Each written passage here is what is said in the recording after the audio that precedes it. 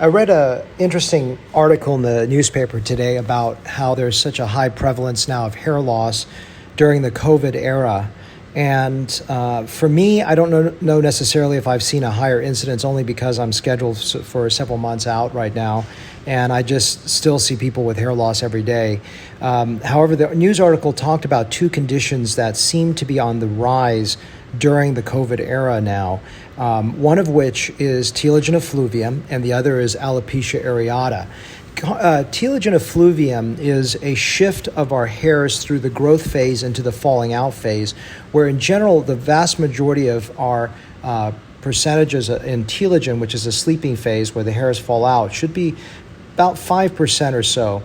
But in someone that has telogen effluvium, that can shift up to 40 or 50% very quickly, and it can shed. Usually, telogen effluvium is related to, there's a million reasons that it can occur post-pregnancy, for example. It can occur usually after a significant weight loss, stress. It can occur after general anesthesia. It can occur after different types of malnutrition. But I think what they're relating it to is the stress that people are undergoing with COVID right now. One of the treatments for telogen effluvium is just waiting it out, waiting for it to be restored.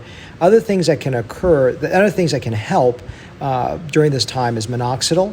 But the only problem is minoxidil can temporarily cause more telogen shock, and then as you withdraw the minoxidil, if you stop it, it can also cause it to be shed again. So if it's a short-term telogen effluvium, I usually recommend Nutrafol, which is a great product. We have it in our office. We sell a little less than what Amazon charges, but it's just what is helpful to help in terms of nutritional balancing. They have ashwagandha in there and horsetail root that can also help with some of the stress that's related to hair loss. The other condition, alopecia areata, we don't know exactly what causes it. We think it's immune related. It's usually classically what you see as circles on your head that are lost. Sometimes a more extensive loss can be in wider areas where you can actually lose your whole hair on the head, as well as eyebrows, eyelashes, and sometimes even body hair. But they've noticed that during this time of COVID that there's an increase in the size and the extensiveness of alopecia areata. It is typically a condition that may be immune related. So in other words, it could be stress related, it could be immune related. Usually occurs more in childhood, but it can occur in adulthood as well. And this treatment is something that really a dermatologist manages. So if you have alopecia areata, I hate to say don't come and see me because I'm really a hair surgeon. But this is something that as a hair surgeon I must know because I can't transplant that.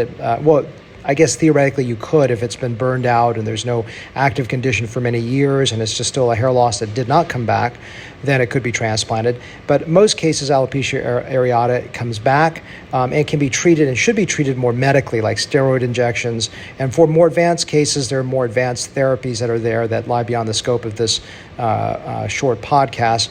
But these types of hair losses can be stress related. So I guess one word of wisdom is really cut down the stress to the best of your ability during this COVID era.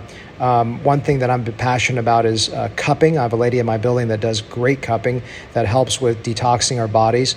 And some of these homeopathic medications that can cut down on stress can also be helpful because unfortunately Western doctors need to throw medicine at it all the time. But I sort of subscribe to the philosophy of that there are some Eastern remedies that can be very effective as well as Western ones.